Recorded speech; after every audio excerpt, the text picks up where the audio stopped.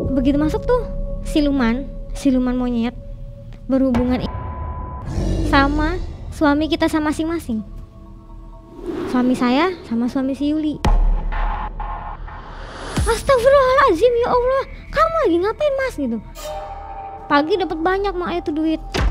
Di situ saya hitung lebih dari 30. Si yang punya arisan itu udah nggak megang duit arisan, mak dipegang sama saya semua itu. Kamu berhubungan dengan siluman yang ada di depan kamu bakal bawa pulang itu harta. Di situ disuruh milih tuh mak, ada ular, kuda, sama monyet. Saya milih yang tengah, saya bilang gitu. Dan ternyata emang realnya berubah jadi monyet mak. Waktu berhubungan itu rasanya seperti kayak suami istri. Di pas begitu masuk emang disuruh juga, begitu masuk ke ruangan emang udah dilepasin sama simbol. Dalam hening hutan di malam hari, sesajen terhampar dan dupa terbakar, mengejar janji tentang kekayaan yang dibayar nyawa dan kesetiaan. Siluman monyet hadir dari kegelapan, menjadi pengantin dari akad yang sesat. Ritual kawin dengan siluman monyet ini dijalankan oleh Mbak Gista.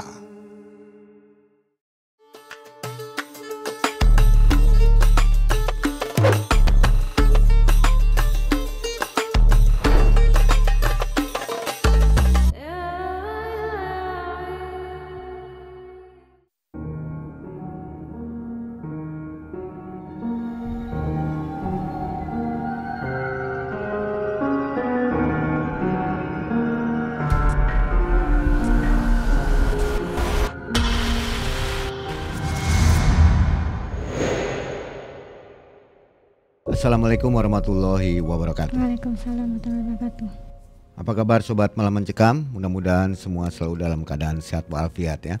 Sobat, selamat berpuasa, mudah-mudahan puasanya lancar sampai 30 hari nanti ya. Hari ini kita ada narsum namanya Mbak Gista. Mbak Gista punya pengalaman di tahun 2022 ya Mbak Gista ya? Iya. Itu Mbak Gista terpaksa terjerumus gitu ya ke dalam lingkaran apa, pesugihan? Iya, pesugihan. Pesugihan monyet? Iya, monyet. Waduh, jadi monyet nih ya. Itu kok bisa? Karena apa nih? Gara-gara ikut arisan katanya? Iya, benar Mai.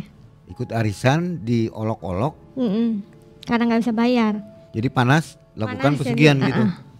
Baik sobat, jadi jangan kemana-mana, jangan skip videonya. Di akhir kisah ini ada segmen Banaspati. Bahas narasumber dengan sepenggal tausiah bersama Ustadz Muhammad Anas. Mbak Gista, apa sekarang kesibukannya nih hari-harinya? Hari-harinya ya masih jadi ibu rumah tangga aja. Jadi ibu rumah tangga aja, udah nggak ikut-ikut kayak gitu lagi. Udah nggak arisan lagi ya? Ya. Oke sobat, saatnya kita mendengarkan kisah dari Mbak Gista. Selamat berpuasa, mudah-mudahan sukses selalu. Malam mencekam, semakin malam semakin mencekam. Ini dia Mbak Gista.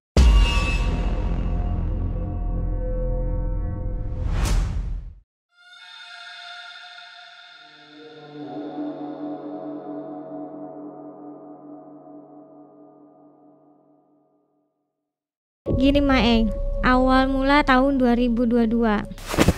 Awal tahun 2022 tuh saya masih hidup enak Mae.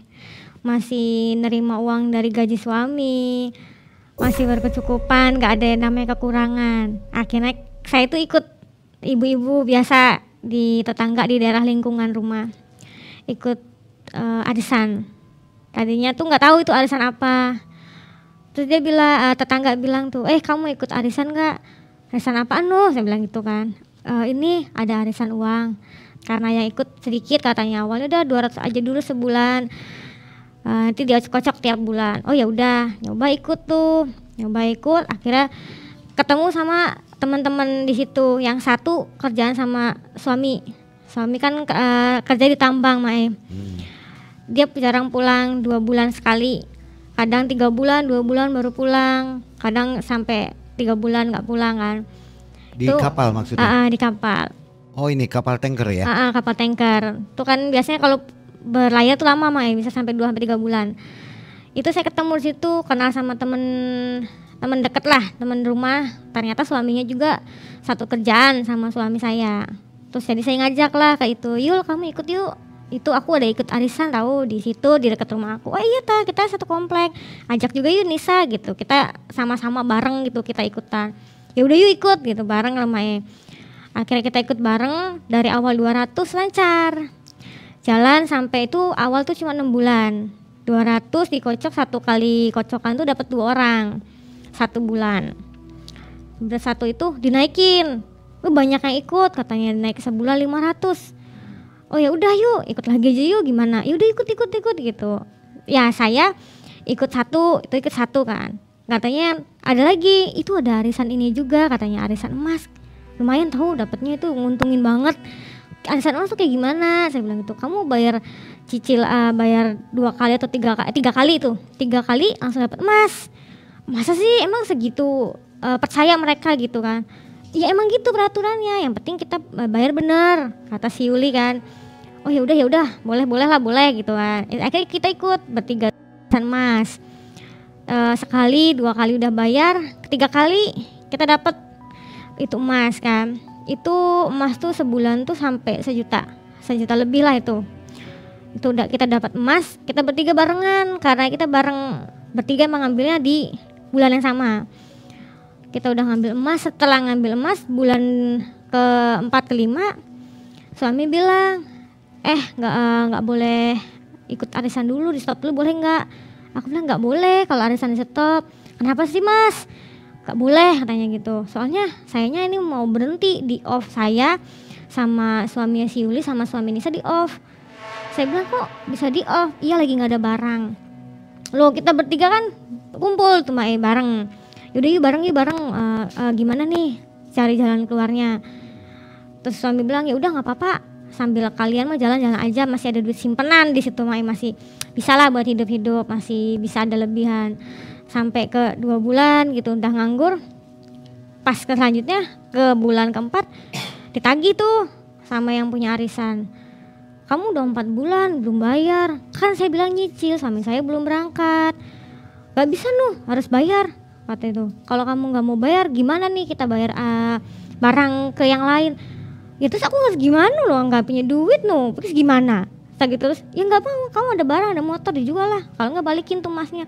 Loh aku buat balikin kan kita masih nyicil, udah balikin. Akhirnya diminta tuh emas yang kita dapat dari bulan ketiga. Setelah kita lunas baru kita balik dikasih katanya. Ya udahlah gitu. Terus tiba-tiba tetangga ngomong, udah kalau kamu nggak ikut sini bayarin saya aja lah, arisannya dilanjutin sama saya aja. Saya bilang kok begini, kok ngebahasnya gini. Padahal mereka tuh pas kita bareng ya nggak ada namanya jelek-jelekin kita bareng-bareng. Terus pas lagi ngobrol lagi bareng-bareng kayak gitu dia malah bahasnya kata tetangga, kamu tuh gayanya aja, lagian suami kamu tuh bukannya tambang, itu tuh nama aja ABK. Jangan sok-sokan lah, kalau tambang tuh nggak ada yang kayak gitu, nggak ada yang diistirahatin ya. Semua tambang tuh sugih, kaya, nggak ada yang kayak kalian tuh ke kita bertiga. Kita bertiga ngomong emang lagi di libur, enggak lah kalian suaminya korupsi. Kalau kadang kala iya juga kalian tuh korupsi suaminya. Terus saya bilang, kok kamu kok bahasanya kayak gitu? Bu, kita nggak ngusik hidup kayak ibu loh, nggak ada yang namanya kita ngehina atau gimana ke ibu. Kok ibu bisa banget ngehina ke kita?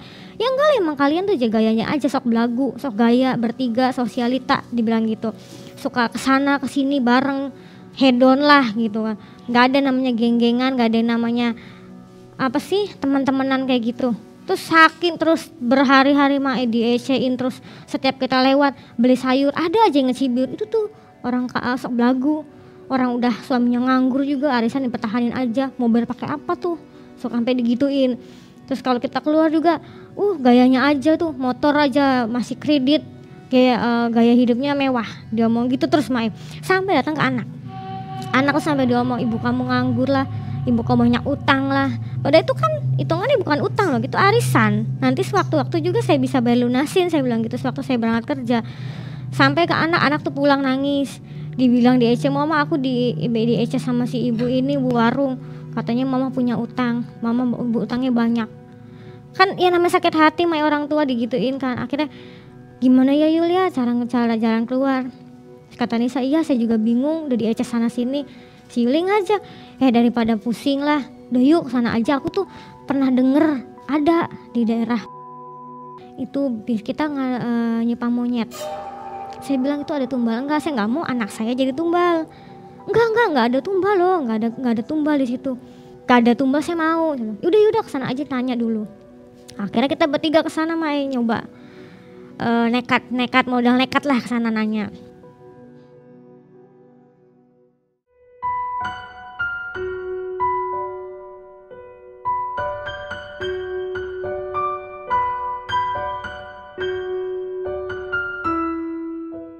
Pas kesana ketemu tuh sama si Kuncen. Ini bertiga sudah niat nih ya? Udah niat, karena udah balas saking dendam gitu. Dia bilang, teman aku juga bilang nanti kita balas tuh dendam dia. Waktu kita sukses, kita bakal jatuhin tuh ibu itu. Kita bayarin semua, kita jatuhin dia jangan sampai dia buka arisan. Kita bakal lebih di atas dari dia. Aku pikir oh iya juga sih, udah sakit hati banget. Akhirnya kesana ketemu sama si Kuncen. Mau apa? Ini saya mau ngelakuin pesugihan di sini. Oh nggak ada di sini, nggak ada pesugihan. Di sini tuh tempat monyet-monyet aja, nggak ada di sini pesugihan. Nggak mungkin, saya dengar dari orang, saya bilang gitu. Gak ada, udah pergi aja sana lah. Wis, sana lu nggak? Orang Jawanya tuh mah, sana pergi gitu kan. Nggak ada katanya gitu. Nggak boleh ya? Nggak boleh. Akhirnya saya bilang tolonglah Pak, bantu saya. Nggak ada. Akhirnya gimana nih? Kata kamu ada gitu. Kita berembuk kan bertiga. Iya bener ada, kata teman aku tuh ada di sini gitu. Jadi gimana nih? Masa kita balik lagi nih? Capek, saya bilang gitu dari rumah ke sini. Udah pulang dulu, nanti besok saya bawa kesini lagi gitu. Kita pikirin lah gimana biar si bapak ini mau ngedengerin kita. Ya udah kita pulang Mai. Pas kita pulang suami ngomong kan, kamu pada dari mana nih? Pada bertiga tuh enggak, ada perlu aja lagi keluar. Besoknya kita ke situ lagi nyoba. Kita ke situ sore habis maghrib. Ngobrol situ kan. Awalnya saya dulu nanya, Pak mau nanya lagi. Saya kan udah bilang ini nggak ada di sini pesugihan, kamu tuh bengkengnya aja nggak ada denger saya bilang apa. Terus si Yuli ngomong, iya Pak sini dulu Pak, duduk dulu didengerin dulu.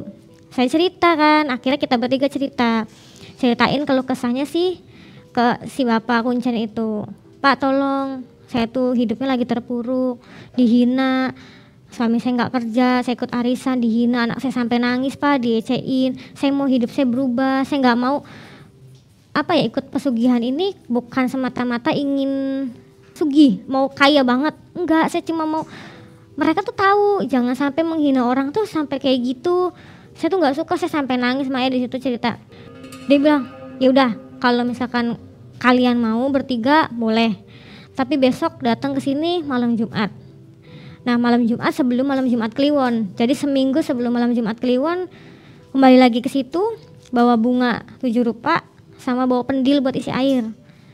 Ya udah kita nurut kan, ya udah kita pulang dulu, Pak nanti kita kesini lagi. Jadi 1 minggu sebelum Kliwon kita pergi pulang dulu. Pas kebetulan berapa hari tuh udah mau Kliwon, kita beli kembang 7 rupa tuh di tempat pemakaman TPU, beli di situ. Udah beli kembang, kita pergi lagi ke situ habis maghrib. Itu posisi suami masih udah mau berangkat, udah mulai mau bekerja. Itu mah karena kita udah terpaksa, udah dengan niat mau ikut pesugihan, ya udah nggak hiraukan suami mau berangkat lagi atau enggak gitu kan. Udah nekat. Kalau suami berangkat pun mungkin kan gaji nggak mungkin langsung dapat. Suami nggak tahu ya? Nggak tahu itu, suami nggak tahu. Kita nggak ada ngasih tahu, kita umpet-umpetan semua. Akhirnya kita berangkat ke situ bawa bunga, bawa kembang. Saya nitipin dulu anak ke nenek karena nenek kan dekat, beda berapa blok sama rumah. Jadi titipin ke situ. Saya pergi bawa itu, ketemu sama si Kuncen. Kamu harus nerima resikonya. Saya bilang, ini ada tumbal atau enggak Pak? Kata si bapaknya nggak ada, asal kamu kuat ngadepin semuanya. Maksudnya kuat gimana? Di sini kita ngelewatin 7 pintu. Nanti kamu ditemenin sama saya. Ngelewatin 7 pintu tuh.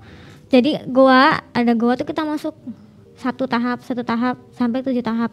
Kalau kamu lolos, kamu bisa bawa bisa sukses katanya gitu. Oh ya udah, cuma modal kembang 7 rupa sama si pendil, udah diisi air sama si bapak itu, Bapak Kuncen. Ya udah masuk katanya gitu. Itu harus pakai baju hitam-hitam. Gak boleh yang macam-macam gitu tuh, harus hitam. dimintain KTP. Katanya nanti sewaktu-waktu kalian ada apa-apa, saya bisa membalikan kalian ke alamat gitu kan. Kita masuk di pintu pertama. Jadi kayak pintu itu tuh nggak bisa lurus sama jadi kita miring gitu. Posisi kita masuk miring. Soalnya pintunya kecil. Si goa itu kecil, jadi nggak bisa langsung masuk jejer masuk bertiga sama si Kuncen, nggak, Kuncen dulu masuk, terus abis Kuncen masuk baru kita satu itu bertiga. Nah di tempat pertama, pintu pertama nggak ada gangguan apa-apa, cuma Kuncen cuma bilang setiap saya bunyiin lonceng kalian makan 1 kembang melati sama minum yang dipendil. Setiap saya bunyiin lonceng kalian makan kembang lagi, itu buat tenaga kalian sampai kalian masuk ke pintu keempat katanya. Ini berjalannya barengan? Bareng, kita bertiga bareng. Bertiga?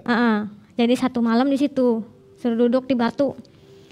Di situ diperingatin, nggak boleh ngucapin lafaz Allah, istighfar atau apapun tuh nggak boleh. Kalau kita ngucapin tuh itu gagal, itu bisa dampaknya fatal, bisa pingsan. Udah diingetin. Terus yang kedua, percaya, yakin, ingat satu tujuan. Dalam hati kamu harus sebut itu. Nah jadi selama kita betapa di situ tuh harus yakin, harus percaya bisa, harus percaya ini tuh nyata. Nah 1 titik tujuannya apa? Mau sukses atau mau membalas dendam. Nah kalau saya dalam hati saya itu cuma 1 titik tujuannya apa? Saya mau naikin derajat saya nggak mau dihina, saya mau maju.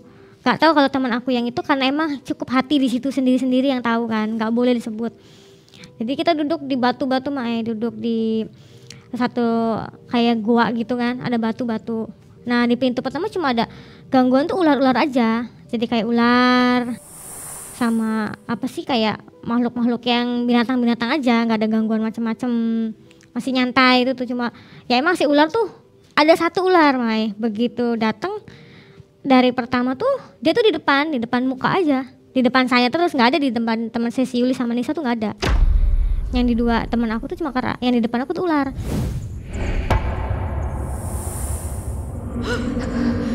Di situ Kuncen udah bilang jangan pernah nyebut, selalu ngingetin si Kuncen jangan pernah nyebut. Jadi kita ya udah nggak pernah nyebut karena itu cuma makhluk biasa lah, hitungannya cuma binatang kan. Sampai 1 malam kita tetap di situ, sampai cuma dibekalin melati sama air. Ini udah selesai di malam kedua. Di malam kedua tuh pindah ke pintu kedua. Di situ disuruhnya tuh sampai 7 pintu 7 malam. Tapi kemungkinan bisa cepet kalau si Kuncennya bilang untuk lanjut. Jadi nginep di mana itu? Nginep di goa. Di dalam goa? Di dalam goa. Itu cuma hanya dibekalin melati. Jadi di intinya tuh cuma kepercayaan tuh ya kita makan itu masih bisa hidup. Tapi nggak puasa? Nggak. Di situ cuma modal itu doang. Itu kuncinya kita makan melati sama itu buat tenaga kita. Makanya setiap dia bunyiin lonceng kita harus nurut, harus makan itu melati, minum itu. Kalau dia bunyiin lonceng kita harus makan itu. Jadi tiap dia yang kasih kode kita harus denger gitu tuh, yang dia kata kita denger gitu, ya udah gitu. Ada waktu istirahatnya atau enggak, atau lanjut terus? Nggak ada, lanjut terus. Terus kalau mau ke air gimana? Itu kita nggak ada yang mau buang air tuh, buang air besar. Nggak terasa gitu? Nggak terasa. Nggak ada kepengen? Nggak ada. Makanya kan itu dibilangin, udah pokoknya intinya kalian percaya bahwa kalian boleh buang air besar, mandi di pintu kelima. Sampai pintu kelima pasti kalian akan merasakan itu. Oh selama ini nggak merasakan? Nggak, kalian nggak akan rasa itu sampai pintu kelima. Di pintu kelima baru itu ada tempat untuk kalian mandi, untuk kalian membersihkan diri gitu kan.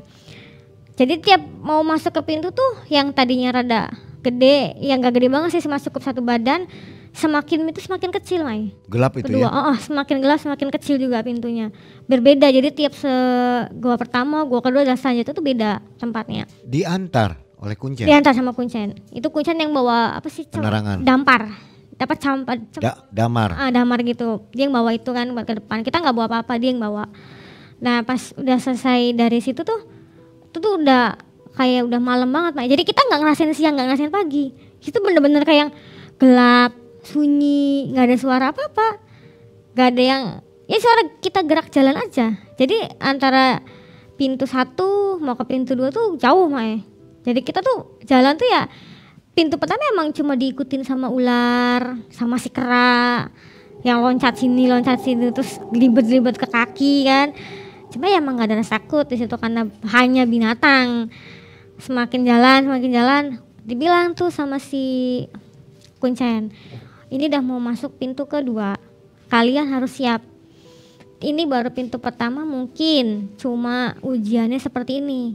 Nanti pintu kedua kamu belum tahu kayak gimana. Diingetin lagi tuh mau masuk pintu kedua. Ingat dengan keyakinan, kepercayaan, satu tujuan, sama satu lagi jangan ngucapin lafaz Allah. Jadi di situ. Jadi kita bertiga saling ingetin, Yul, jangan lupa di dalam gimana pun kita jangan nyebut nama itu.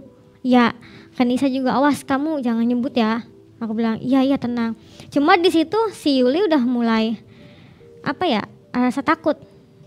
Udah kayak mau udah nyerah gitu. Ayo bareng nggak apa-apa kita bertiga, nggak mau kayaknya kita stop aja deh. Nah terus si Kuncen bilang jangan, kalau kamu mau stop sekarang pulang, masih ada waktu sebelum kamu melangkah lebih lanjut. Ingat kepercayaan kamu apa, keyakinan kamu apa. Saya bilang saya pegang tangan si Yuli, udah Yul kamu tetap kita jalan, kita bertiga sama-sama masuk sama-sama, kita keluar sama-sama, kita sukses sama-sama, sukses bareng. Terus si Yuli udah mikir kalau ada apa-apa di sana gimana, dia udah feeling udah kayak nggak enak. Dari mulai masuk udah beda karena hawa dingin dari goa kan nggak kayak di luar. Terus masuk ke pintu kedua. Jadi pas pertama begitu masuk pintu kedua tuh pocong, zreg gitu kan. Kita tuh selinguk suara apa. Kuncen bilang jangan ngelihat, udah fokus ke depan. Udah kita ke depan kan, kita bertiga pegang sama kita pegangan gitu kenceng karena takut kan. Terus kita ngelihat, ih itu apa tuh putih-putih di samping kan gitu. Ngelihat ke samping, kayak pocong nih gitu kan. Udah ditakut gitu. Udah jangan ngelihat ke samping kata Kuncen, udah fokus ke depan. Nah terus ada sih, kita baru ngelang lagi ada orang ketawa, hahaha gitu kan, muter lagi. Kita tuh ngelihat kanan kiri nggak ada suara orang ketawanya aja tapi nggak ada wujud kan. Masa iya pocong yang tadi? Udah nggak usah, udah fokus, nanti di depan ada ada batu, kalian duduk di situ kayak seperti pintu pertama. Jadi kita jalan lagi, tetap itu di belakang tuh si yang zag kita ngikutin yang dari belakang. Itu kita bertiga tuh dia juga kayak bertiga, jadi ngikutin di belakang kita. Udah kamu pindah sebelah sana kata si Kuncen, kamu sebelah sini, aku tengah, kamu tengah ke aku. Kok pisah-pisah? Saya bilang nggak, ini mah dipisah. Tadinya mah dari pintu pertama deket, jarak tuh cuma sebelah bertiga, sedangkan pintu kedua kita berpisah. Yang satu depan, si Yuli sebelah kanan saya tengah, si Nisa di sebelah kiri. Itu lebih jauh, lebih pojok, lebih gelap. Di situ masih tetap disuruh diem, terus nggak boleh nyebut nama Allah apa tuh nggak boleh, masih tetap dengan peraturan yang itu kan. Dibilang suruh minum kan. Si Yuli bilang, kok beda ya rasa airnya? Hah? Aku bilang, apa? Gak kedengeran? Aku bilang gitu. Beda rasa airnya. Rasa air yang mana gitu? Terus si Kuncen marah. Jangan pernah ngobrol, diem. Aku diem kan. Aku tuh deg-degannya takutnya dia kenapa-kenapa nih. Soalnya kan gelap, gak kelihatan. Dia cuma ada suara dia, cuma aku gak lihat dia di sebelah sana karena jauh jaraknya.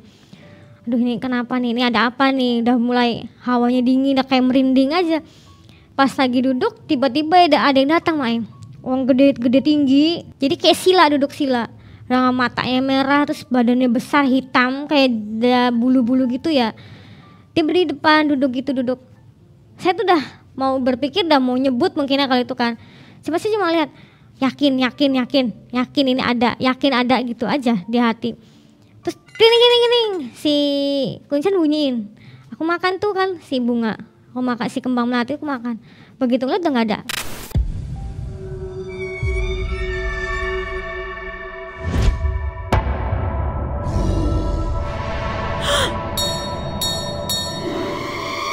Dia mungkin si Gondorwo tadi pindah ke si Yuli. Si Yuli teriak, tapi dia nggak nyebutin nama Allah ya, dia cuma teriak. Wah gitu kan. Aku, Yul kamu kenapa? Aku bilang gitu.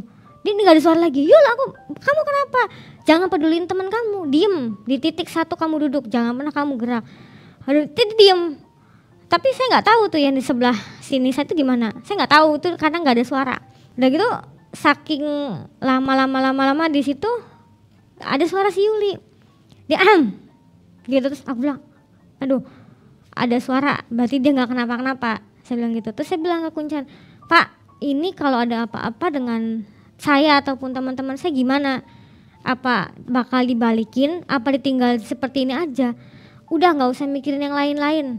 Katanya, udah pokoknya fokus. Bentar lagi kita selesai, kita pindah ke pintu ketiga. Saya bilang, ini siang, sore, apa malam? Saya bilang itu, udah tinggal jalan aja. Mau siang, mau sore kamu nggak akan tahu sekarang kapan. Yang penting nanti kamu di titik ketujuh, kamu malam Jumat Kliwon. Dia bilang gitu. Ya udah, kalau kayak gitu kita jalan lagi katanya. Ya udah, begitu itu jalan tuh udah jauh lagi, lebih jauh dari pintu pertama. Di jalan yang pintu kedua tuh kayak apa ya? Ada yang terbang sliwer ke sini kan. Kok kayak ada yang terbang burung atau apa, tapi kayak bentuknya kayak jubah tuh, jubah putih. Ser ke sini. Saya lagi sini, kita bertiga tuh pegangan. Tapi di posisi pintu kedua itu si Nisa tuh udah beda. Udah nggak kayak pertama awal masuk. Dia kayak orang takut, kayak orang kesurupan atau gimana. Diem. Kamu kenapa nih? Diem. Yul, bisa sini Nisa kenapa? Nggak mau ngomong. Gak tahu, dari tadi juga tanyain, diem aja. Saya bilang, Pak punten, ini teman saya kenapa ya? Udah nggak usah mikirin, pikir diri sendiri aja di sini mah. Kan kita bertiga berangkatnya gimana kalau misalkan ada apa-apa? Udah nggak usah banyak omong gitu. Ini niat kamu kan, kamu mau sendiri kan, kamu maksa saya untuk ngasih jalan ini kan, dia bilang gitu. Iya udah, iya Pak, iya. Saya bilang. Terus si Nisa tuh udah beda, udah rada dingin. Kok kamu dingin banget sih Nis? Dia diem nggak ngomong, nggak iya atau gimana, nggak diem ya. Kok tumben Nisa tuh paling cerewet di antara kita bertiga, kok tumben. Yul gimana? Udah diem, nanti kita dimarahin, diem katanya gitu. Nanti malah kita yang kena sial juga. Ya udahlah diem lah gitu kan. Akhirnya kita pelan dikasih tahu, ini pintu ketiga kalian tuh bakal lebih diuji di sini. Emang kenapa? Ini lebih banyak menampakkan dirinya, nggak kayak yang tadi 1 ke 2. Aduh ini kayaknya gini nih berat, saya bilang gitu kan. Yul gimana Yul, boleh nggak nih nyerah, kata si Yuli. Udah terlanjur, kita nggak bisa nyerah sebelum yang penguasa di sini menghentikan kamu gitu. Aduh ini gimana, kan udah takut juga sih, Nisa udah diem aja gitu, nggak ada ngomongnya. Tapi sekarang saya nggak akan masuk duluan, yang masuk duluan teman kamu, si Nisa. Kok bisa si Nisa duluan? Aku bilang, udah nggak usah, Nisa aja dulu, kamu di belakang saya nanti. Jadi si Nisa, Kuncen, terus saya, baru si Yuli. Itu tuh posisi pas di hari ketiga, pas pintu ketiga hari ketiga. Di situ kita tuh nggak tahu Mai sebenarnya tuh hari ketiganya apa hari keberapanya. Emang cuma si Kuncen bilang ini hari ketiga kalian di pintu ketiga. Karena kita nggak tahu, nggak ada pergantian dan kita juga nggak ngantuk di situ. Nggak ada rasa mau tidur, lelah tuh nggak ada. Cuma kita kan ngelihat nggak ada matahari, nggak ada apa, orang posisi nggak ada HP, dompet, jam juga nggak ada. Kan mana kita tahu ini benar hari ketiga atau cuma pintu ketiga. Cuma si Kuncen bilang ini hari ketiga, dia bilang gitu kan. Terus ya udahlah biarin dah, kita nyantai aja dulu, biarin gitu kan, daripada nanti kita kena dampaknya. Begitu masuk ke ruangan ketiga, si Nisa nggak ada suara, kan gelap. Begitu si Kuncen masuk, udah posisi kan bawa damar tuh masuk. Beda dari jarak pintu tuh ke pintu ke ruangan itu rada lumayan jauh tuh yang pintu ketiga. Saya ngedenger tuh saya masih di belakang, si Nisa ngucap astagfirullahalazim gitu kan. Aku udah aduh nih salah nih udah nih salah nih, dia udah nyebut. Saya bilang gitu, cepet yuk jalan cepet. Kita berdua cepet kan jalannya. Cuma si Kuncen tuh pelan jalannya sambil megang dampar tuh, ayo Pak cepet Pak, itu teman saya teriak. Dia diem aja gak ngomong. Pas begitu masuk udah posisi pingsan si Nisa. Jadi udah kalian masuk. Ini temen aku gimana? Aku bilang, udah jangan hiraukan, udah kamu masuk. Udah masuk. Oh, gimana ini Yul? Udah, biarin. Tinggal kata si Kuncen. Gak bisa gini, temen aku bengkeng kan. Dia bilang gak bisa gini, teman kita loh. Gimana nih? Masa kita mau tinggal di sini aja, orang berangkatnya bareng Je? Gak udah. Kalian jalan. Mau nurut apa enggak? Apa mau kalian kena dampaknya semua? Ya udah, berangkat gitu. Udah jalan Yul, jalan. Kita bertiga jalan ke situ ke depan sama si Kuncen. Itu ditinggalkan dalam keadaan Pingsan. Nanti katanya ada yang ngurus, katanya si Kuncen. Udah biarin aja, juga ada yang ngurus. Aku masih kepikiran di situ tuh kayak orang mangmung, aduh ini gimana, teman aku gimana, nanti gimana tanggung jawab aku ke keluarganya gitu kan, kita izinnya bertiga keluar bareng. Gimana ini ke suaminya?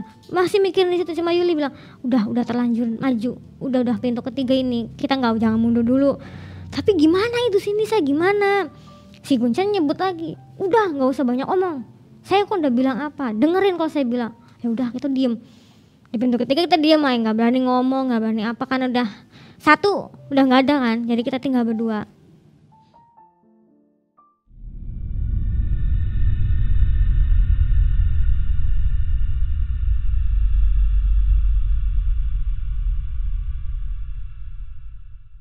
Ya udah kita duduk berdua tuh situ tuh ditemenin sama si Kuncen. Nah di situ pas sama Kuncen tuh datang lagi si Gondoruo itu lagi datang. Itu pas depan muka lagi dia depan muka lagi, dia tanya, tujuan kamu kesini untuk apa? Saya nggak mau jawab karena si Kuncen bilang diem, nggak usah banyak ngomong. Jadi saya pikir nggak usah banyak ngomong, ya diem, nggak usah ngomong gitu. Si Kuncen juga nggak nyuruh saya untuk jawab, enggak, diem karena emang Kuncennya nggak nyuruh, karena dia pas pertama masuk, kamu diem, jangan banyak bicara di pintu ketiga. Saya berpikirnya ini ujian nih, berarti ini nggak boleh nih untuk bicara yang enggak di sini. Akhirnya di situ kita diem, nanya ke si Yuli yang sebelah. Pas nanya ke si Yuli, kamu mau apa di sini? Si Yuli udah mau jawab, aku gitu. Berarti Yuli tahu dong kode aku, jangan sampai dia sampai jawab. Aku gitu, dia nggak jawab. Kamu mau sini untuk apa? Tapi dengan nada yang kenceng, menggema tuh jadi bener-bener menggema gitu. Kamu mau apa di sini kan gitu. Saya diem nggak berani jawab, dan teman saya juga nggak jawab. Kita emang takut karena suaranya menggema banget. Satu goa tapi menggema gitu kan. Karena itu dari postur tubuh dia juga kan gede. Saya nggak jawab. Akhirnya pergi. Si Kuncen bilang, udah kalian udah lolos. Berarti kalian ngedenger apa yang saya bicarakan, apa yang saya omongin kamu paham, katanya gitu. Iya Pak. Saya mau jalan lagi, Pak. Gimana itu teman aku? Udah dibilang jangan banyak tanya, dia bilang. Udah diem, udah dia ngurus itu, nggak akan kenapa-kenapa. Udah kamu fokus ke tujuan kamu. Yul gimana Yul? Kayak saya pikiran terus. Udah, biarin aja lah, udah. Daripada nanti kita kena musibah di sini, udah biarin. Tinggal nekat kita apa, niat kita apa. Saya yang penting salah satu ada yang lolos, udah cepet jalan katanya. Dia jalan. Begitu jalan dihalang tuh sama si Gondoruo yang tadi. Ditanyain, kalau mau lanjut, kalau enggak ikut saya. Di situ saya berpikir, saya maksudnya ikut saya gimana, mau lanjut apa gimana? Dengan bahasa dia yang kayak gitu kan kayak teka-teki, banyak teka-teki situ sebenarnya. Banyak pertanyaan yang nggak masuk ke akal kan. Ini apa jawabannya kan, kita nggak tahu. Ya udah kita diem nggak itu. Terus Kuncen bilang duduk. Ya udah duduk kan. Kita gelar nggak ada batu yang kayak tadi, nggak ada. Jadi cuma apa sih kayak rumput-rumput gitu aja. Apa dahan-dahan kering aja situ. Duduk. Nah kita duduk kan. Biar dia di situ berdiri, duduk. Jangan pernah ngelihat mata dia. Ya udah kita tuh duduk diem. Akhirnya udah dia pergi, dibilang kamu siap lanjut untuk pintu keempat, kata. Siap. Di pintu keempat nanti kamu nanti ketemu sama si Mbah. Ada satu Mbah tuh di situ, jadi apa ya, jadi kayak Kuncen yang Mbah selanjutnya.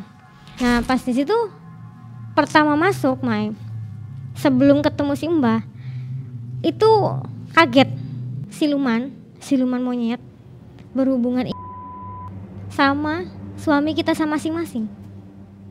Suami saya sama suami si Yuli. Si Yuli teriak, astagfirullahaladzim, ya Allah, kamu lagi ngapain Mas gitu. Terus di situ langsung pingsan si Yuli. Aku langsung diem. Aku di dalam hati, enggak, ini bukan suami saya gitu. Karena percaya emang nggak mungkin suami saya di sini, percaya nggak ada. Terus si Kuncen bilang, kamu duduk gitu. Temen aku gimana Pak, kamu duduk dulu sebelah dia.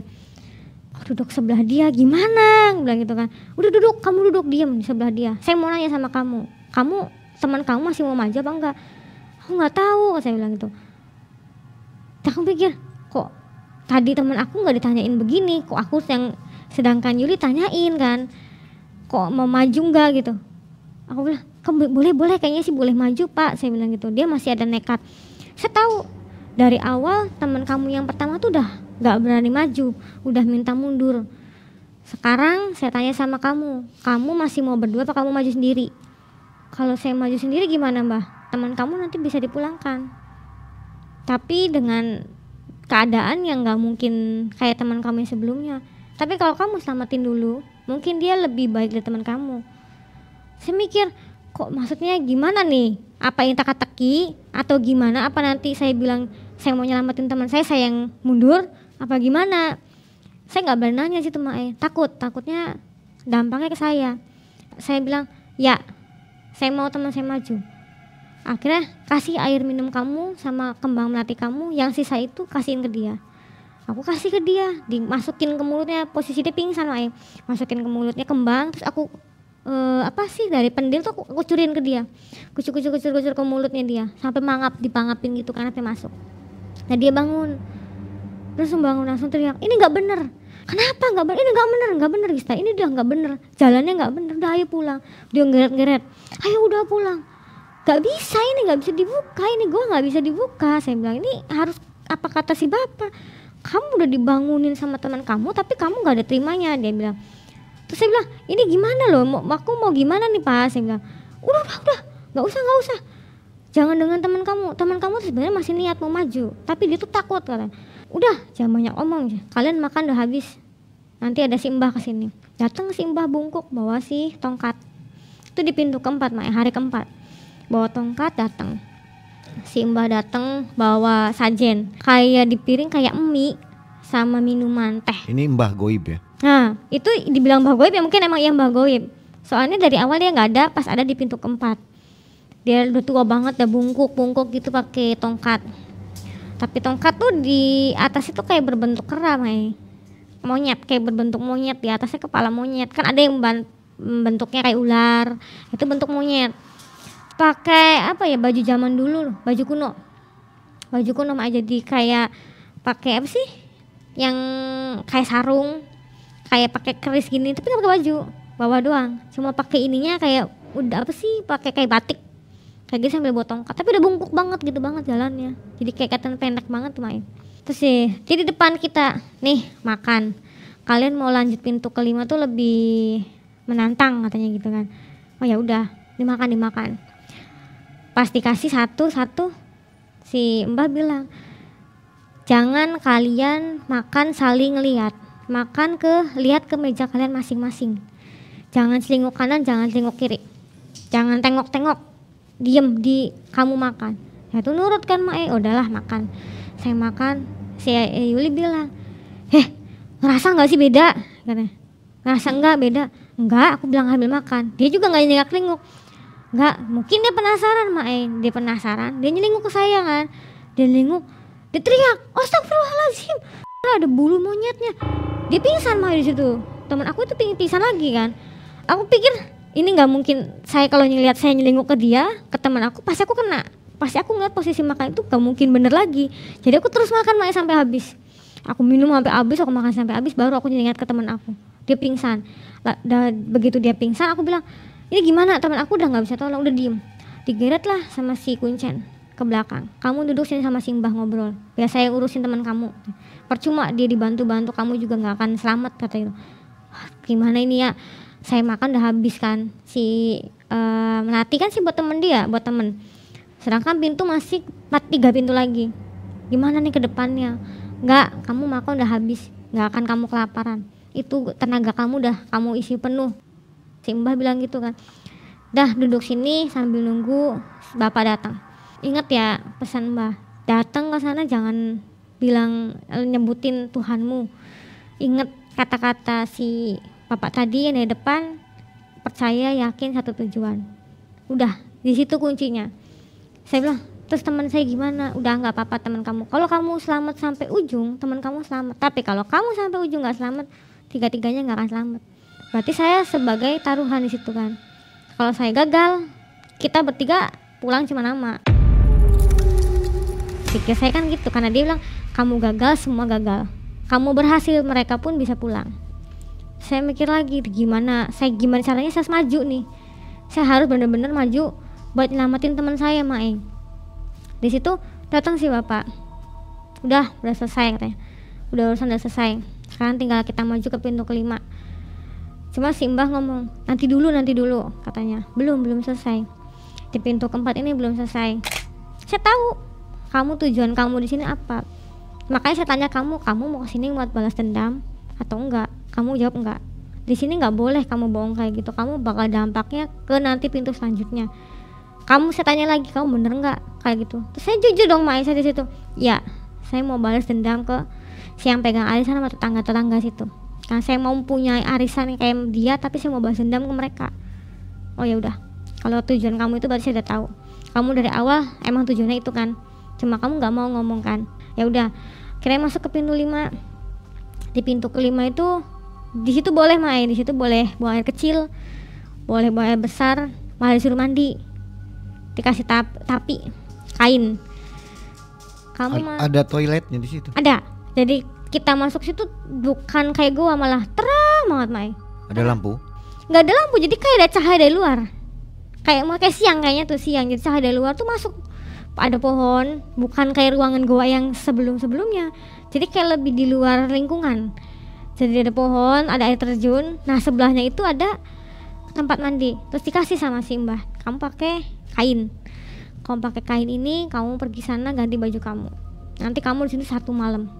Di sini 1 malam kamu kena air terjun tuh bersihin semua, bersihin di situ katanya. Dari yang pintu-pintu sebelumnya di pintu kelima kamu harus semuanya bersih. Ya udah lama di situ saya ganti baju kan, kasih kain. Saya ganti baju, kasih kain, suruh berendam di air terjun itu. Nah, itu berendam aja situ tuh. Ya dingin ya iya kan, dingin apa. Tapi di situ temenin sama si Mbah yang tua. Si Kuncen nggak ikut. Dia cuma keliling sambil bawa lampu damar itu. Saya nggak ada makhluk apa-apa, Mak, nggak ada kayak nggak ada yang setan atau apa, nggak ada gangguan. Sadu banget, Mak, di situ tuh. Kayak tenang, damai, kayak nggak ada gangguan, kayak enak banget itu tuh. Sampai nggak sadar tuh, nggak mungkin dibilang tidur, bukan tidur ya. Jadi kayak emang menikmati kan. Di situ sampai lama tuh nggak ngerasa dingin. Terus si Mbah nepuk, udah kita di sini udah 1 malam. 1 malam, bilang ini nggak gelap kok. Saya bilang udah 1 malam di sini. Yuk, kamu sana pergi ganti baju, bilas di sana. Terasanya seperti berapa jam itu? Kayak baru 1-2 jam, Tapi udah 1 malam ya? Karena ngerasain sadu banget ya, merem aja nggak ngeliat apa-apa. Betah begitu. Kayak nggak mau bayang, kok kayak baru sebentar banget, udah lama. Dia bilang, kata Mbak, udah 1 malam ini di sini. Bangun kayak nyaman banget loh, Mai. Beda, nggak ada rasa takut, nggak ada rasa curiga apa enggak. Udahlah gitu. Udah kita saya mandi, saya tunggu di depan katanya. Ya udah, saya mandi ditemenin sama si bapak itu bawa damar kan nggak ada, kurang terang juga di situ. Ganti baju ke baju biasa. Begitu keluar, saya kaget, Mak. Begitu keluar, saya ingat air terjun yang tadi saya nikmatin itu, yang tadi saya mandi di situ, isinya apa? Ular sama air. Jadi air itu tuh bukan putih, darah. Berarti selama itu saya di situ tuh di kolam darah dong, Mak. Saya bukan air biasa tapi nyaman. Dia bilang, ingat jangan macam-macam katanya, jangan macam-macam, ingat katanya.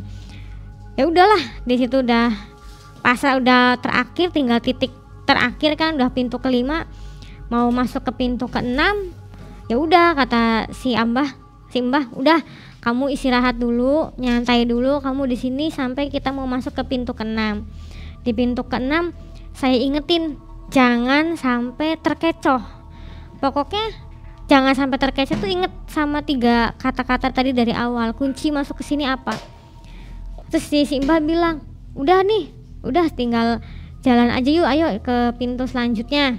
Ya udah, jadi akhirnya saya masuk ke pintu selanjutnya, Mak. Di pintu mau masuk pintu ke-6. Dimasuk pintu ke-6 itu terang Mae, terang kayak lebih terang dari tadi di kita mandi, di sama saya mandi itu lebih terang. Saya bilang ini siang tambah, saya bilang udah kamu jangan mikirin siang malam, kamu tiap hari nanya gitu mulu kata gitu. Kuncen setia ya ikutin. Ya emang itu dari awal dia bilang saya bakal ngikutin kamu sampai titik terakhir karena gitu. Ini koncennya goib apa orang Saya nggak tahu tuh, tapi emang nyatanya emang ikut gitu sama, tuh. Gak makan juga ya? Enggak, dia juga nggak makan. Tapi pas kita makan di pintu keempat dia juga nggak makan Mae. Dia cuma nemenin doang, nemenin kita aja, nggak ada gimana aja, cuma ngikutin ngasih jalan ke sininya aja sambil ngasih penerangan. Karena kita nggak boleh bawa penerangan dari luar. Itu Kuncen yang bawa. Pas mau masuk ke pintu ke-6, si Mbah berhentiin saya. Nanti dulu, saya mau ngingetin kamu. Kamu tujuan apa harus yakin ya. Di sini nih orang banyak banyak gagal, banyak ketakutan di sini. Emang di sini ada wujud apa, Mbah? Saya bilang gitu. Atau ketemu makhluk apa? Nggak ada. Di sini nggak ada makhluk kayak pintu-pintu sebelumnya. Di pintu ke-6 nggak ada makhluk. Saya bilang, nggak ada makhluk nih, apa nih? Gitu kan. Saya masuk, di situ terang kan, cuma ada meja, kampak, sama buah kelapa. Si Mbah megang si kampak ini kan, jelas ke kelapa, potong lumayan langsung jadi 2. Sok ya, kamu makan tuh, dikerikin sama si bapak, si Kuncen, tuh dimakan katanya. Enggak, makasih, saya bilang gitu. Udah dimakan. Terus dia bilang, tangan kamu mana? Tangan kamu jempol atau kelingking, jari kamu mana? Akhirnya saya dikasih tuh Mae jari, gini saya gini, jari. Satu dipotong tangan kiri, dipotong Mae jempol. Terus gitu keluar. Cuma saya dipikir saya percaya bakal balik lagi. Di hati saya gitu Mae, karena saya inget banget kunci si bapak itu bilang percaya, yakin, satu tujuan.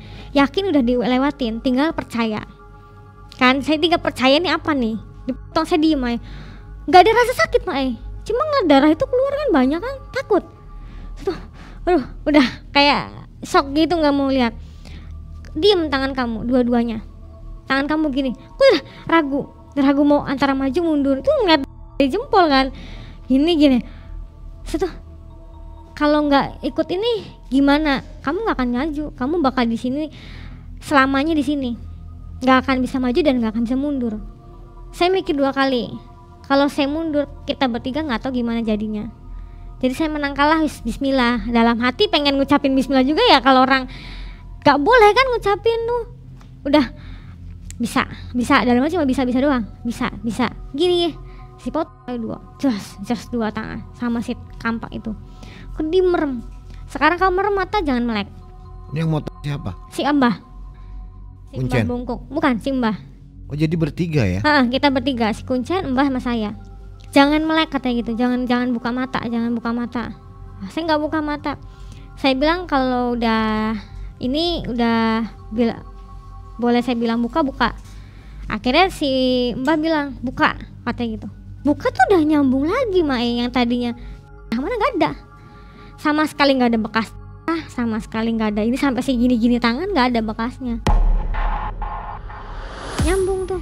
Pas saya melek lagi, kok bisa gini nih gitu. Apa tadi tuh cuma halusinasi atau apa, saya nggak ngerti Mae. Soalnya emang nggak ngerasa kayak kepotong, nggak ngerasa sakit atau nggak ngerasa apa, nggak ada rasa kayak digigit semut juga, nggak ada Mae, nggak ada rasa sama sekali. Pas kata si bapaknya, udah sekarang kamu tenangin diri kamu, jangan sampai kamu keganggu sama hal-hal lain katanya. Udah biarin kamu duduk dulu sampai kita mau masuk ke pintu ke-7 katanya. Udah sebentar lagi kita selesai gitu. Tapi saya ingetin, di pintu ke-7 kamu bakal ketemu sama orang-orang di sana. Ada beberapa orang yang nggak lolos dalam pesugihan ini. Saya bilang, maksudnya gimana? Nanti kamu tahu sendiri. Nanti itu. Terus di depan ada makhluk apa lagi Pak? Saya bilang, gak ada. Sama aja kayak pintu ke-6. Ke-7 itu lebih gampang kan ya. Kok lebih gampang? Tapi dengan kamu pakai logika kamu, pakai otak kamu, pakai titik kamu pertama masuk, apa tujuannya? Kamu percaya nggak? Kamu yakin nggak bisa? Saya bisa, saya masuk. Bener kamu masuk pintu ke-7 apa mau stop di sini? Kalau stop bagaimana? Ya kamu akan berhenti di sini, nggak akan bisa kemana-mana. Pulang nggak? Bakal di sini selamanya. Saya ya udahlah, maju gitu. benar nggak maju ya? Maju, kalau enggak saya mau pulang, kata si Mbah.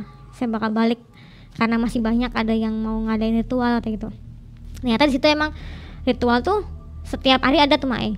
Yang mau ke situ lagi pasti jadwalnya kita pas mau kliwon kan, pasti ada yang mau masuk lagi. Makanya dia bilang kalau kamu stop saya mau jemput yang lain yang benar-benar lebih serius. Enggak, saya bilang saya mau masuk sampai ke pintu 7.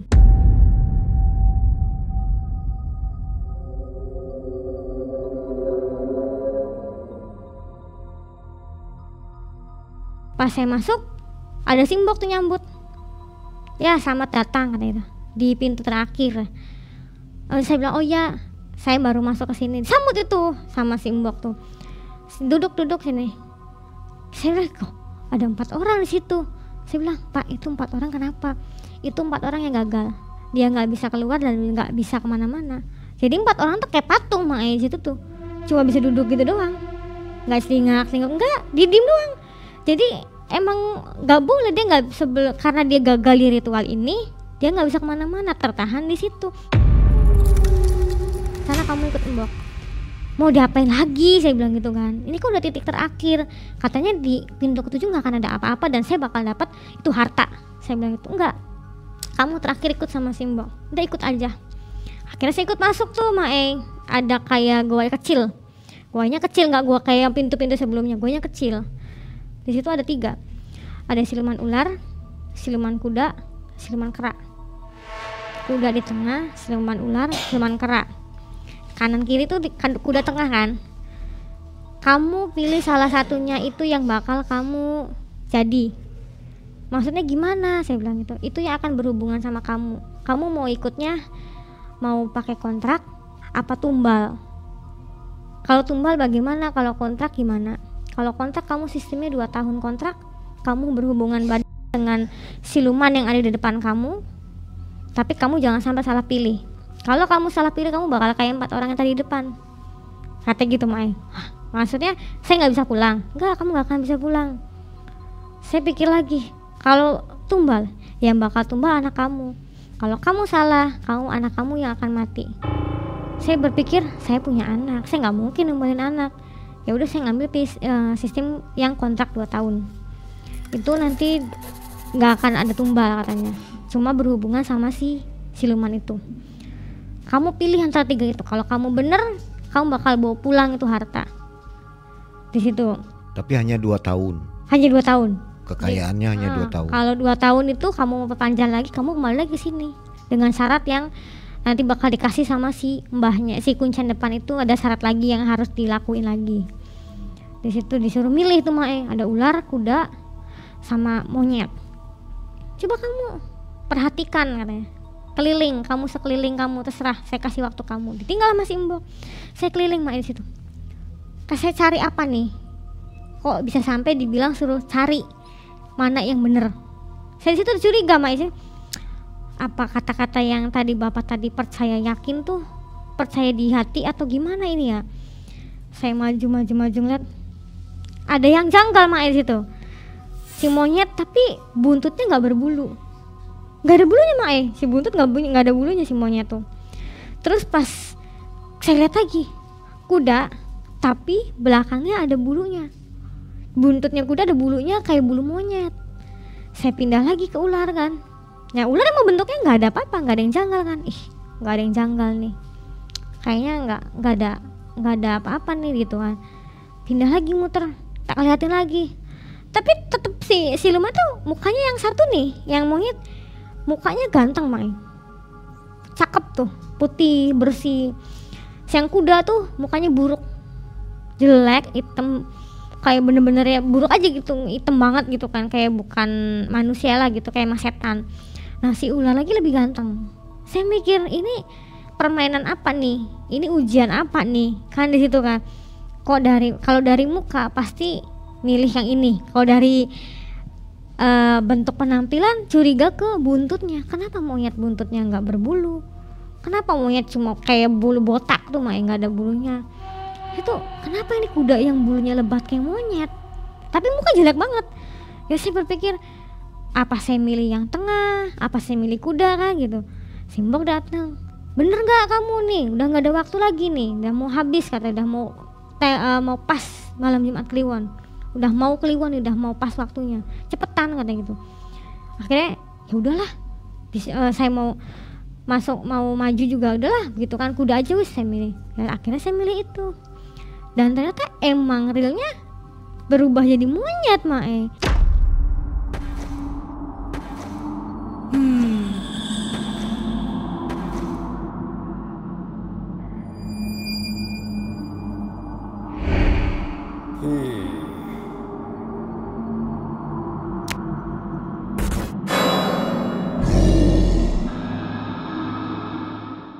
Di goa itu bukan ruangan, jadi kayak batu berbentuknya kayak kasur.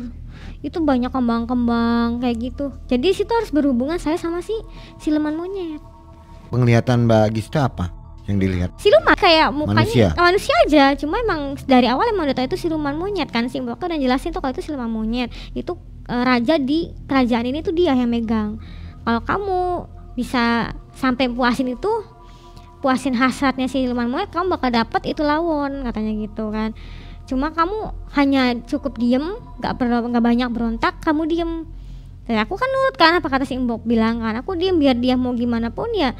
Namanya aku udah niat, emang di situ udah rasa takutnya kan berhubungan sama jin sama manusia kan mungkin beda mah, takutnya dampaknya ataupun sayanya nggak kuat atau apa kan, karena auranya beda alam kan, makanya takutnya kena dampaknya ke saya kan. Cuma saya yakinnya ya udah gitu tuh, ini di titik terakhir, nggak usah berpikir yang enggak malah udah jauh kita mundur, udah mending pasrah gitu tuh, udah pasrah aja, apa jalanin aja. Waktu berhubungan itu rasanya seperti kayak suami istri. Suami istri begitu. Iya. Cuma lebih berat lebih berat enggak nyaman, malah lebih berat, kayak orang ketindih. Berat gitu. Orang ketindih aja berat, cuma ya mau gimana lagi, orang udah posisi di situ, kalau berontak kan gagal. Begitu. Jangan. Pas begitu masuk emang disuruh juga, begitu masuk ke ruangan emang udah dilepasin sama Simbok. Udah nggak boleh pakai baju di situ. Udah Simbok udah bilang kalau masuk situ udah saya lepasin bajunya, cuma dikasih itu kain yang tadi di pintu kelima modelnya kayak gitu, sama kain tapi kain kayak sarung gitu. Di situ setelah berhubungan Mae keluar. Begitu keluar dari situ si Imbok bilang, kamu lolos nih, nanti kamu bakal dapet hartanya nanti besok. Kamu bawa ini lawon, dikasih sama si Imbok lawon putih. Ini nanti kamu disimpan di bawah bantal. Nanti malam kamu pulang dari sini, malam simpen di bawah bantal, besok pagi tuh uangnya ada. Sama ini keris kamu simpen di kamu kalau mau usaha. Kayak misalkan saya jualan atau apa tuh Mae, disimpan di apa dongdangan apa itu tuh tempat jualan. Tempat jualan. Disimpan di situ. Nanti usaha kamu tuh laris jaya. Kata Simbok. Begitu saya keluar, si siluman tadi kan pergi tuh. Keluar ini diantar oleh siapa? Sama Simbok, keluar dari pintu ketujuh. Begitu keluar, si siluman itu datang Mae, datang sama pasukannya, kerak monyet-monyet kecil-kecil, monyet-monyet yang biasa aja, kayak monyet biasa, tapi nggak berbentuk manusia tuh monyet, emang berbentuk monyet. Kalau Kuncen kemana? Kuncen nggak ada, saya keluar Kuncen udah nggak ada, si mbahnya juga udah nggak ada, cuma ada Simbok itu doang yang ngasih lawon sama keris.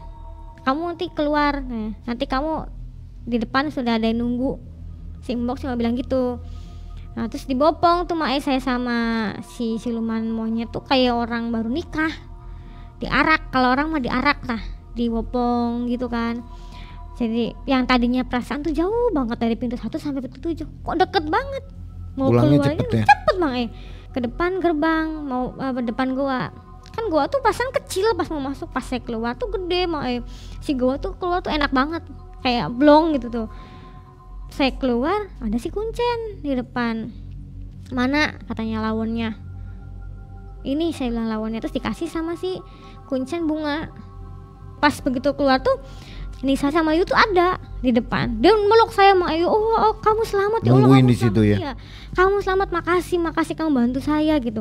Kalau kamu nggak ini, Pak Kuncen bilang saya bakalan mati katanya.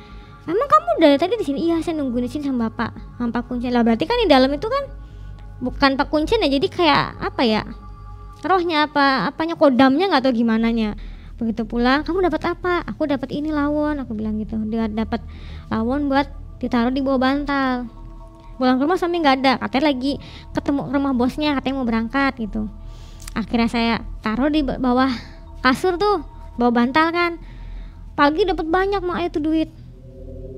Jadi malam tidur itu disimpan di bawah bantal. Di bawah bantal saya yang tidur aja gitu. Begitu bangun nggak ada di bawah bantal tuh.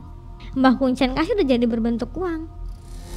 Begitu bangun tidur tuh mak kaget, oh berarti bener loh ini si Mbok bilang ada uang, itu ada uang 100 ribuan gepokan mak, tapi bukan diikat, nggak diikat, jadi gelar banyak berserakan gitu, cuma dibungkus sama lawon, udah ditutup lawon putih.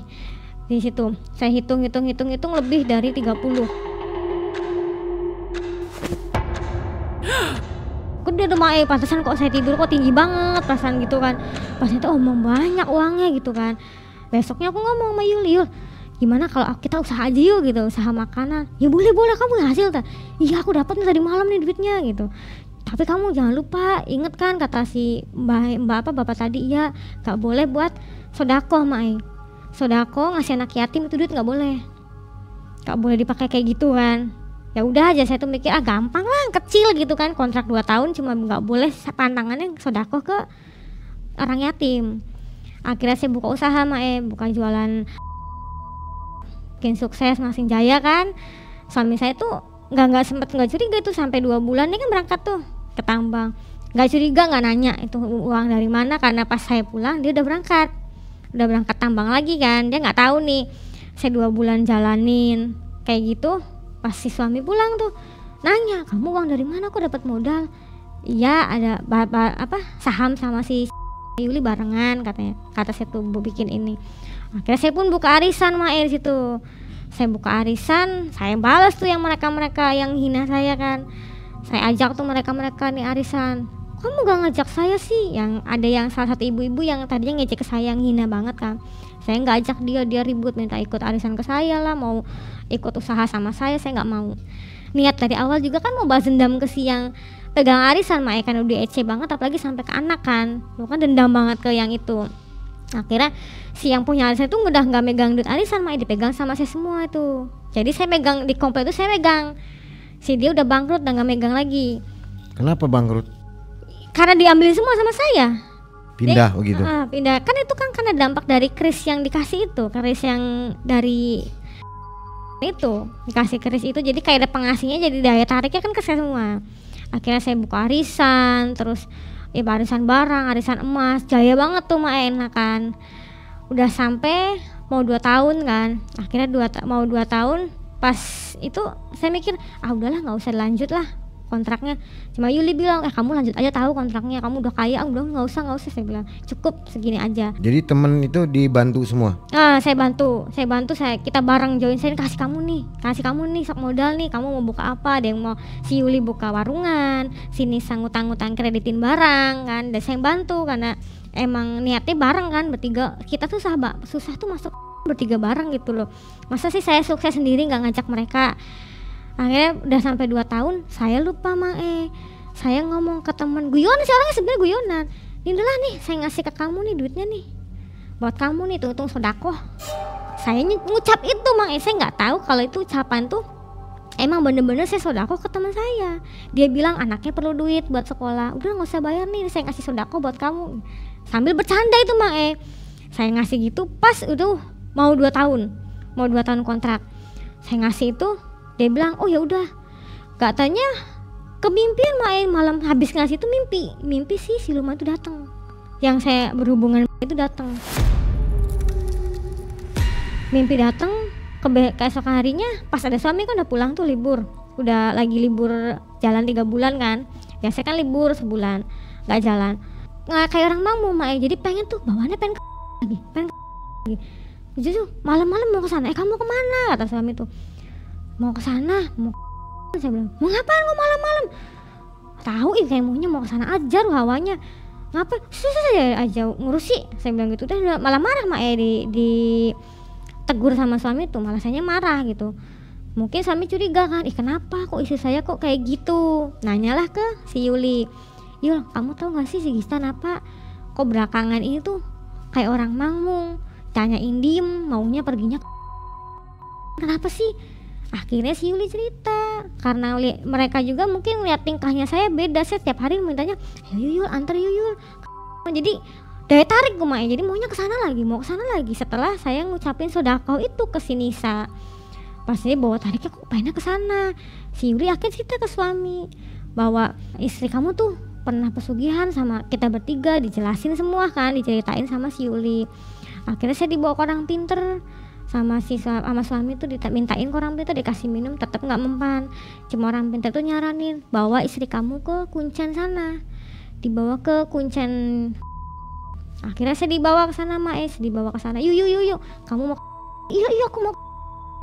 Akhirnya pergi ke sana tuh pergi ke di sana dicabut kontraknya dengan syarat saya cabut kontraknya, kamu kan belum selesai kontrak 2 tahun tapi kamu melanggar karena kamu sodako.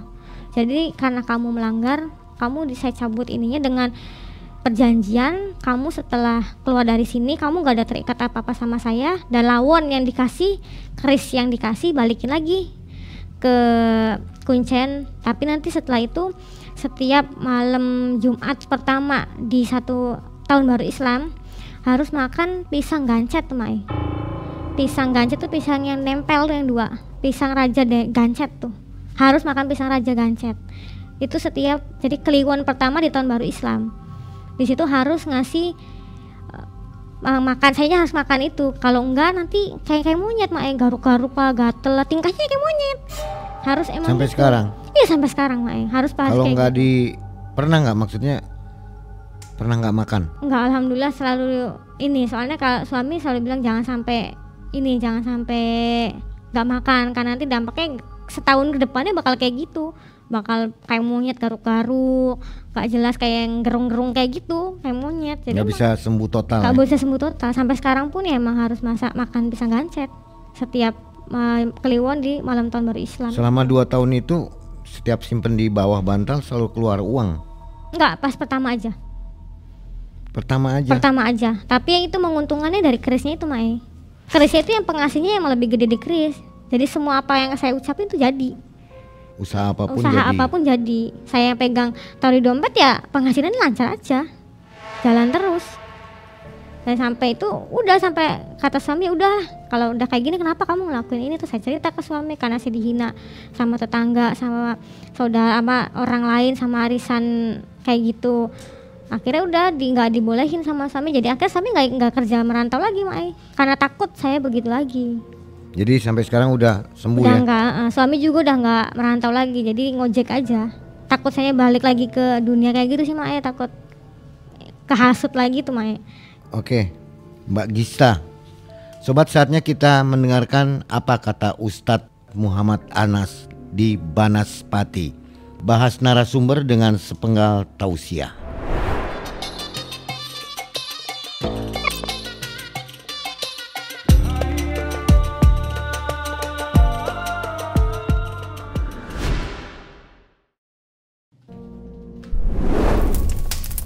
Assalamualaikum warahmatullahi wabarakatuh. Innallaha la yaghfiru an yushrika bihi wa yaghfiru ma duna dzalika liman yasha. Wa may yusyrik billahi faqad iftara itsman 'azima. Sobat Malam Mencekam, melihat kisah dari kejadian Mbak Gista. Yang pertama, kita tidak boleh menghinakan tetangga apalagi sesama manusia. Berakibat dari hinaan ini, sosok seorang Mbak Gista menjadikan dia lupa diri. Dia lebih percaya kepada makhluk atau lebih percaya kepada dukun yang dia datangi untuk mendapatkan pesugihan tersebut. Zaman dulu, pada zaman Rasulullah, ada sosok seorang sahabat.